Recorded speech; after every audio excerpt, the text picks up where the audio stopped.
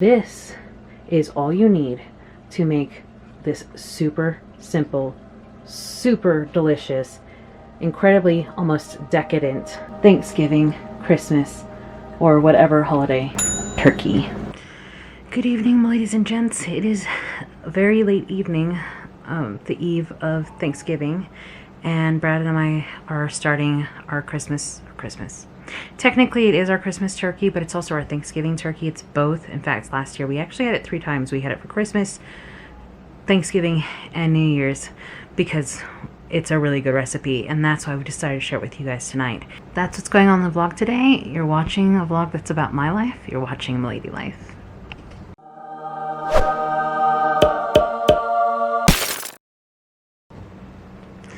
Okay, so tonight what's going on?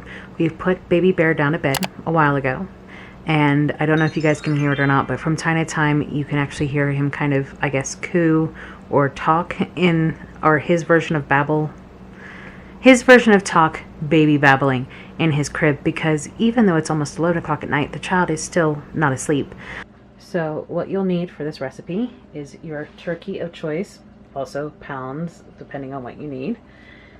You also need water. We have to use bottled water because our water tastes like... Anyway, you also want to use some fresh herbs. I highly recommend fresh herbs. This is called poultry herb blend, or basically you need rosemary, thyme, and sage. You could try some of the shake stuff, but I wouldn't recommend it. You also need a bag of cranberries, because actually you only need half of this. You need 1 honey crisp apple, or Fuji will work, or Golden Delicious, but I recommend honey crisp. Then we will be using sucralose, a ½ cup of sucralose. If you're not into using fake sugars, you can also use regular sugar, or there's so many different ones. Organic coconut sugar, we will not be though, because it has like a brown sugar taste to it. I don't think it would really mess it up, but again, that would be if you are diabetic like myself and you're looking for a sugar replacement. You can use the brown sugar tasting one, or what I recommend is either a real sugar or sucralose. So a ½ cup of that. Of course, we have cinnamon, which will also be part of our sweet brine, and our measuring cups.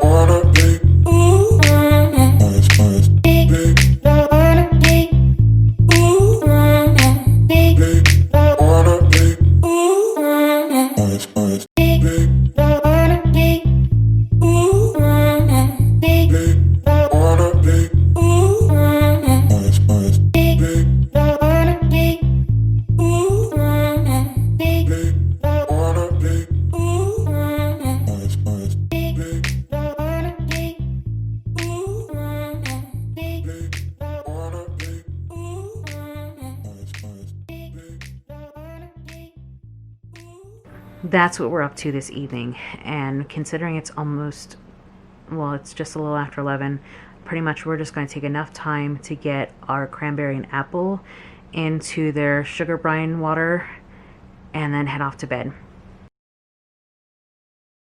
So if you guys remember last night, one of the things we did, oh my goodness, this is not easy for me to do. One of the things we did is we brined what we're going to stuff our turkey with, and it has been sitting in here for a little over 12 hours now. Oh, it smells so good. Cinnamony, sugary, cranberry apple goodness.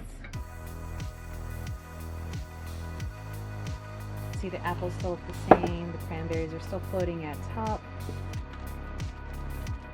This thing is going to get soaked. It's going to get soaked with turkey juices. It's going to get soaked with apple and cranberry and juices, plus the water. Do this. So we want to keep the water for later.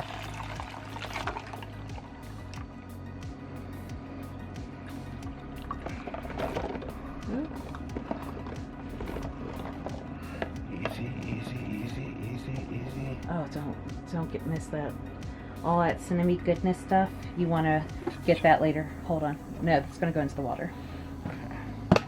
You can see we just put it over a big old glass Pyrex dish. Careful, careful. Okay. Here you go. So, okay. You don't want to wring it out. You want it to be fully juicy. And then we're just gonna shove this inside the turkey. Luckily this time we got one with a decent sized cavity. Last time it was a little tight. Does anyone else think that the process of making a turkey for any holiday dinners is a little bit wrong? Like, there's just something not right about this, but it tastes really good. Okay, that's pretty much it. Now we're gonna set this to the side. Yeah. Anyway, you can kind of see that half the bag of cranberries and half a bag of cranberries and a whole apple has a hard time making it all the way up in there. That is pushed all the way to the back. This is a 10-pound turkey. They were smaller this year because most people figured that a lot of people would be having small Thanksgiving dinners, and we are definitely one of those families that it's just 3 of us this year. Okay, I'm gonna make sure that it's stuffed all the way back up in there. Now, the delicate procedure. And you do want to keep as much of these fruits inside the turkey as possible.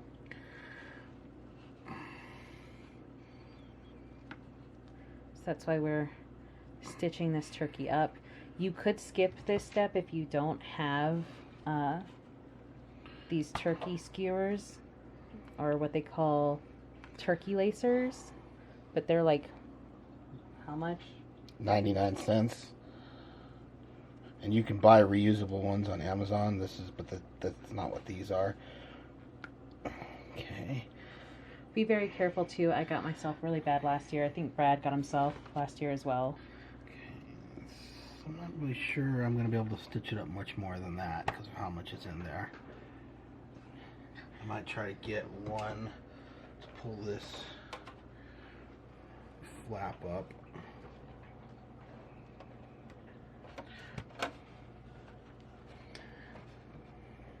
I'm going to cut a little bit off of this to be able to tie the legs together.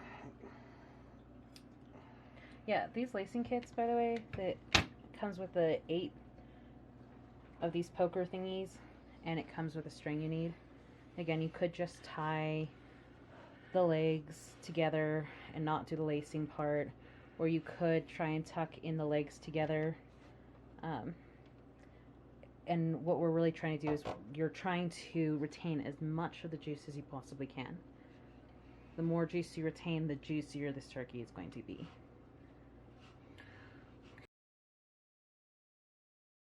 We're going to center this up in here.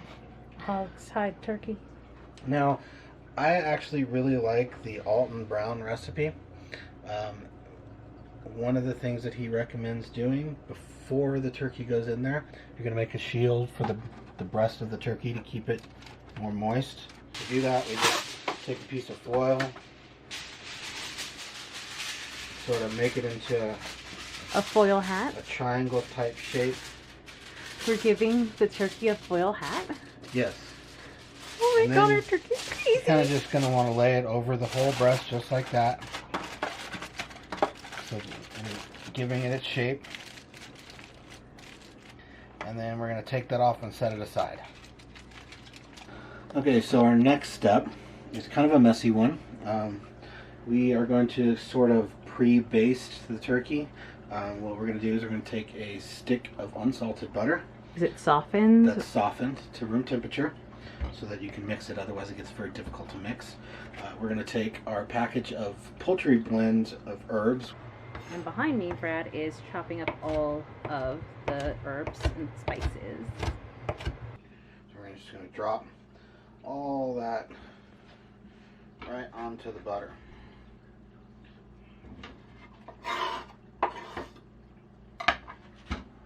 Now, the messy part. Ooh, that's very soft. Yeah. Try to use just your fingertips so it doesn't get all over your hands, because the butter will tend to stick and won't come off your hands at that point. Okay, so that's pretty well mixed. Now we're going to slide on over here to the turkey and start smearing it. Just smear. And you're going to try to get in all the little crevices. Be careful of those skewers. You don't want to get yourself. Again, we did that a couple times last year. Not comfortable. That will stick with you for days. But we're just coming up on the last few seconds of the 30-minute timer for the first step. And then we're going to stick our tinfoil hat on the turkey.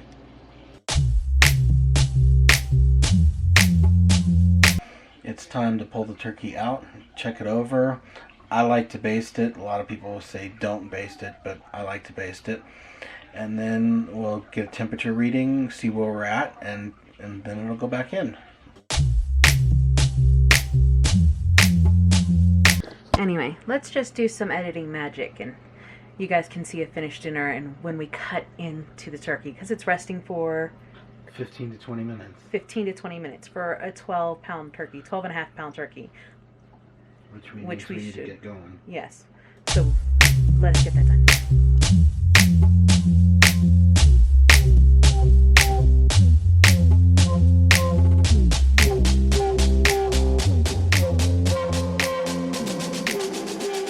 So, oh god, that looks so gross, but I promise you it's really delicious.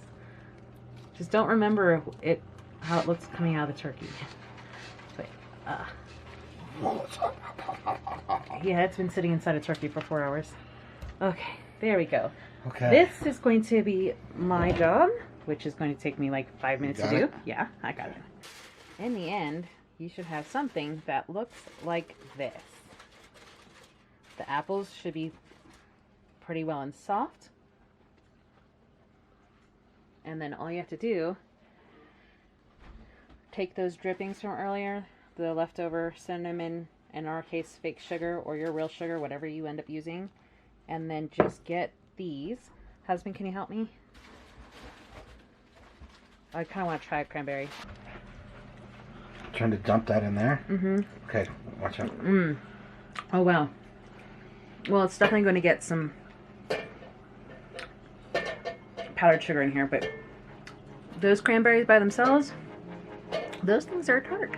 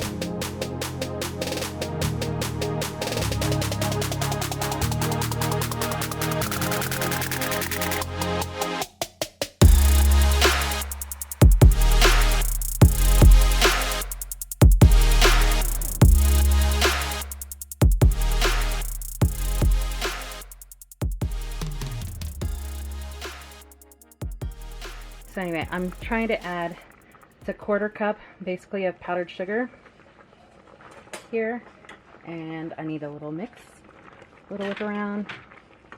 That's going to thicken up this so much, and you can actually already see it happening. It's going to be all nice and thick, and then when you start to mash the apples and the cranberries, it adds the, oh, there we go. There we go. And you need a cup for that, right? Yes. So the cranberry sauce did not turn out this year as well. We put a little bit too much water trying to get the apples to soften, and it definitely... That's good.